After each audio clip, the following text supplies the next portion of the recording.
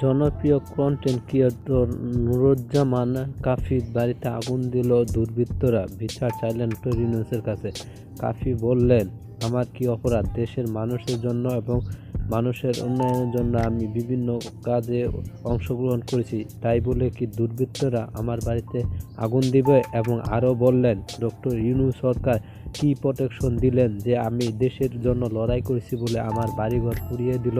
নুরুজ্জামান কাফি আরও বলেন, ধানমন্ডির ৩২-এ ভাঙচুর হওয়ার কারণে দুর্বৃত্তরা এবং আওয়ামী লীগের দুর্বৃত্তরা আমার বাড়িতে আগুন দেয়। আমার বাড়িতে মা বাবা ভাই বোন এবং ৫ বছরের শিশু বাচ্চা ছিল। যেভাবে আগুন দিয়েছিল, পিছন থেকে দরজা আটকিয়ে দেয়। এতে আমার পরিবারকে ধ্বংস করার জন্য দুর্বৃত্তরা এই আগুনটি দিয়েছে।